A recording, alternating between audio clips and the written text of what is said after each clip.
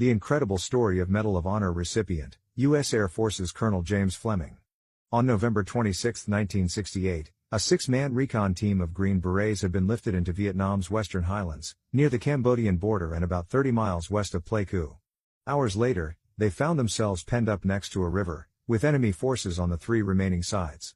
The team leader's call for immediate evacuation was received by an Air Force forward air controller, as well as Fleming's nearby flight of 5 Huey helicopters. All 5 helicopters, despite being low on fuel, headed toward the coordinates. The Green Berets were taking heavy fire from 6 heavy machine guns and an undetermined number of enemy troops. As soon as the helicopters sighted the team's smoke, the gunships opened fire, knocking out 2 machine gun positions. One gunship was hit and crash-landed across the river, its crew picked up by another of the transports. A second transport, low on fuel, had to pull out of formation and return to base. There were only 2 helicopters left, Fleming's and one other that was almost out of ammunition. Hovering just above the jungle treetops, Fleming inspected the only clearing near enough for the troops to reach and found it impossible to land there.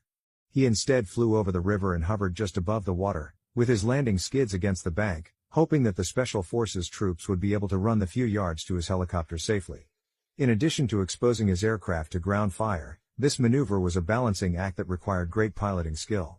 After waiting for several minutes, the recon team radioed that they could not survive a dash to the helicopter.